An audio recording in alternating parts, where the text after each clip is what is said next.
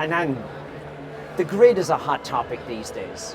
What role does AI play in the grid in the future? AI is for us in Siemens Energy a key topic which is also addressing the grid bottlenecks. So we are for quite some time working on the AI topics where we are digitizing our grids, and digitalization of the grids is an essential part of our strategy to address actually the hot topic of the grid. And one hot topic is we have long delivery times, we have equipment that we are delivering. Still the demand which is there is way more than we can deliver with equipment. And the other key topic is that we digitize our equipment, that we digitize the grid in order to pull more megawatts through the grid. And there AI is one key critical part of our portfolio and strategy. And if I may, some people would say, but Siemens Energy, you've been doing AI for years, machine learning, and. So what's different now? In the past, we did our first steps to figure out what can we do with AI when we were digitizing our equipment. Right. We simply created some small models and everything, and there we used AI for certain support of algorithms. We did our experiments, what is the right language model to model a grid and our equipment, and what is the right approach to use AI.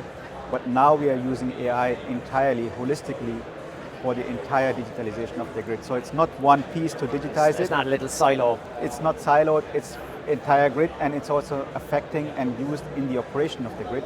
So it's not just, okay, we digitize something and we create a digital twin and do some data analytics. We use it also for our operations, and with that you can increase the efficiency of the grid drastically. Now, today you also announced an AI factory. What are you up to? This AI factory is, first of all, it's first of its kind we are doing, and globally anybody is doing for the transmission systems. Our aim with that is to use AI and data analytics systematically to develop our products, even from the production start with the production. There you can use a lot AI and digital production methods. Then also to use it to develop the digital twins to analyze, but also everything that is needed to be done in the four key areas, basically to prevent.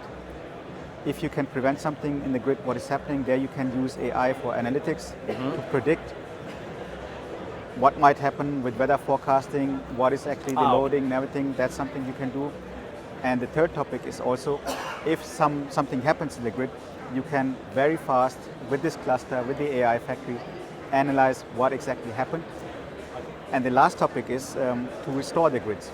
There you can also use this data analytics and AI very fast to analyze, to restore the grid, restart the grid.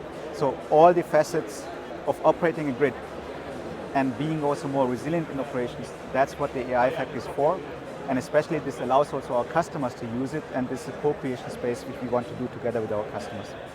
Well, I know personally for me here at GTC, the whole concept of the AI factory was one of my key takeaways, so you're on that already. From yourself personally, 4 days here at GTC, any takeaways, anything that caught your eye?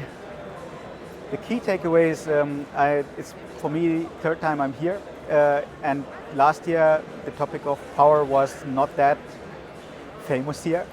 Now if you just listen at the keynote from Jensen also, you saw with all the data he presented, every time he also mentioned what is the power needed for this rack, for this device. The topic of energy is something which is also visible at the GTC conference. It's not just a AI conference, it's not just about GPUs and high performance computing.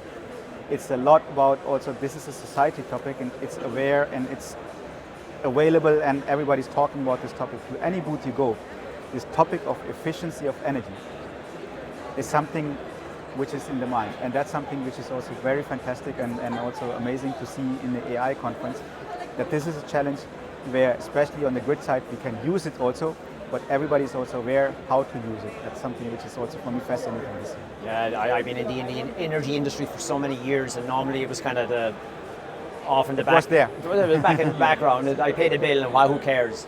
To see it here, and as you say, I don't want to misquote Jensen, but he said something around like, energy will be the limiting factor on how we scale all of this, right? Yes. And fix some of the problems, because AI will help us get better solutions, better technologies, better materials. But hey, it's a fascinating time. I think we're just still scratching the surface but it's going to be an interesting couple of years. Yes, this will definitely be. Hey, thank you very much. Thank you very much.